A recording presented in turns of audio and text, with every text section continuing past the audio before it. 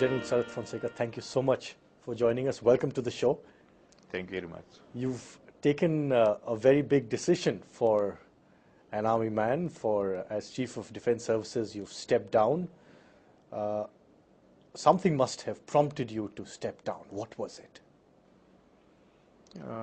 Mainly, the last appointment I was holding, Chief of Defence Staff, I was there for 6 months. I had 1.5 years to go.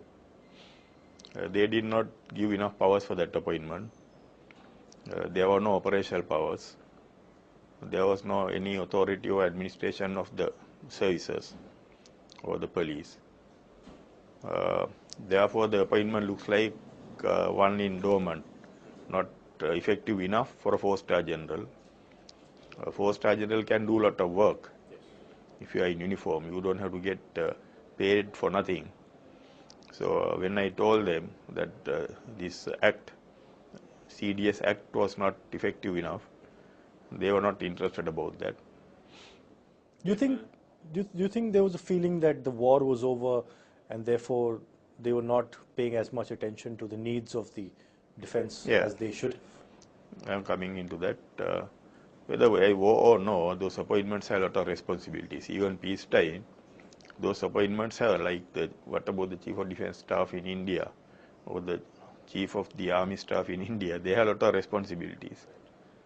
And then where we go from the war victory, the welfare of those who sacrificed their lives, the families' welfare, those over 27,000 people who got injured, about 8,000 permanently rendered disabled, and their families, the troops are still under bushes and under culvert, not regrouped, consolidated in the operational area. They were not giving any attention to these things. I had to devote a lot of time to do that because the army was expanded rapidly in a big hurry. It was almost doubled in size in a short period. A lot of things to be done. After the victory, they were only celebrating the victory, but not being least interested about the welfare of the soldiers and the regrouping of the army. Then the welfare of those who were affected, the people of North and East. A lot of them end up in the IDP camps. They were not interested at all to ensure the required amount of comfort is given to them. The basic infrastructure in the IDP camps were not given. They were playing out money, in short. They were put into a very small, unhealthy tentage, not even suitable for animal to live. And there was a lot of international aid coming in. Yes, international aid and a lot of money from the government also being pumped. But things are not improving. Do you think that money was being diverted somewhere? No, it was not diverted. It was diverted into their private accounts, not anywhere else. A lot of corruption playing out. And we were feeling embarrassed because we cleared those areas, liberated from the terrorists. The people were taken out. Now that you can't treat the people like animals. Resettlement plan, I had projected a very good methodically calculated plan, demining, how to develop the infrastructure. I mean, you can't do those things in 2 months. Right. Now they are trying to settle them, push them into the minefields, send them back into the jungle without any infrastructure, without bridges, without tank bunds, without even well drinking water, not even a post office, not a single hospital. They are sending all the people into, no demining was done at all. Everybody being pushed into a jungle villages. But for someone who served for 40 years, you've been very passionate about your uniform. You've been a leader from the front. Yes. Was it a difficult decision to make? I never had the slightest, even 0.1% intention of being a politician. It was circumstances that forced. Yes, even when I took over as CDS, at the media briefing, I said, I'll never become a politician. That was because it had never been my case, not my background. I was only keen about military and the defense. But then, under these circumstances, if you are a professional man, I think it might happen to any other professional man. If your country is down the drain, if your people are suffering, if the military is also not being looked after, what else do you expect? So I didn't want to. In other countries, you can see the military goes to town, they might take over countries. But we don't think on those lines. We respect the democracy. So I thought I will take up the matter in a democratic manner. Do you feel the credit is being taken away from you and the armed forces for defeating the LTTE? Yeah, I mean, the credit, okay, any political leadership gets certain amount of credit if there is a war victory.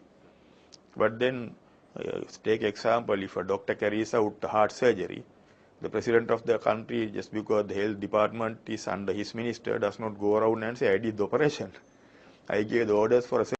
Let me ask you this. There have been certain concerns that have been raised by the United Nations Special Rapporteur in the recent past.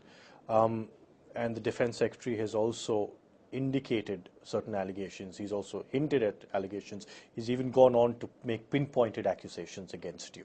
He's talked about human rights violations. He's talked about, excesses during the war. He has said, I saw a report, United States report. I don't remember as a official report. I don't remember which department. In that he has said, he admits the Sri Lankan government had abuses during the war. The government did not fight the war, military who fought the war. So in other words, he is saying the military had abuses. So he had let the military down.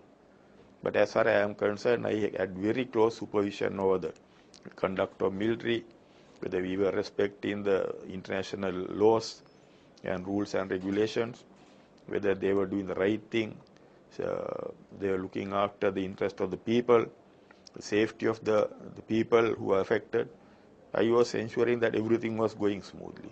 I did not leave single room for any irregular incidents or violations. But he had said this. So he has created that impression. And the interview in USA when he went there, he was interviewed for 2 hours. He never told anybody in this country. When I went also, immigration department wanted to interview me. He was interrogated, I think. In that they told me that they want to question me about the allegations against Secretary Defense.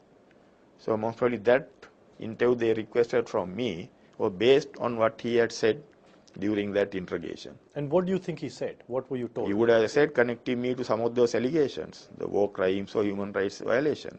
That is why they wanted to follow it up after having interviewed with me, which I refused. How did you feel to hear that?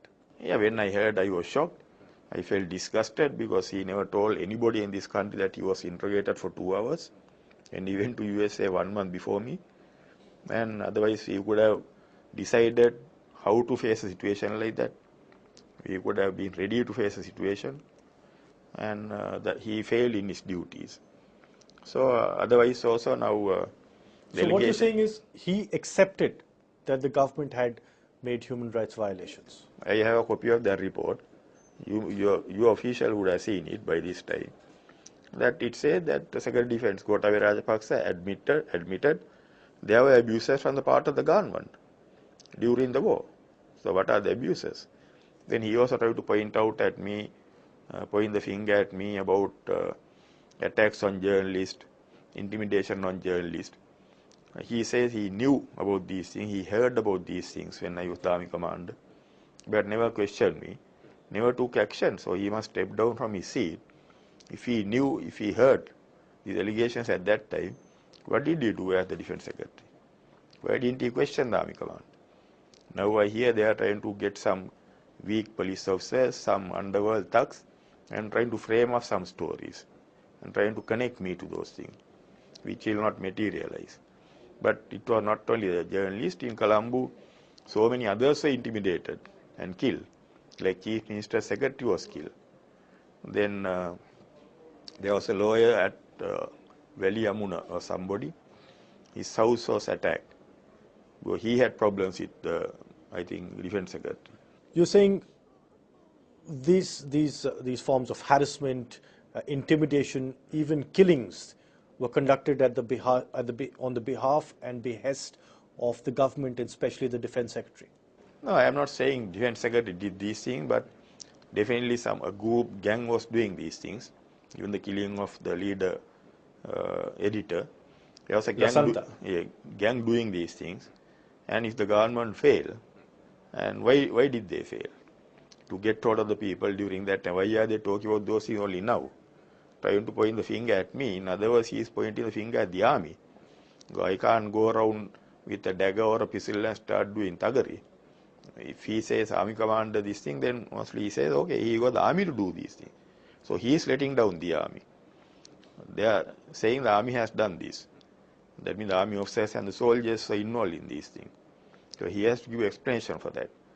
But definitely the government has failed. If the government did not have any underhand involvement in this, on these attacks, why didn't they conduct the proper inquiries? Why couldn't they catch the culprits? Why do you think that was the case? Yeah, most probably these thugs would have been sponsored by them. Otherwise, what else could have been the reason? And on that note, we'll slip into a short break, but stay with us on Straight Talk with General Sarath Fonseka.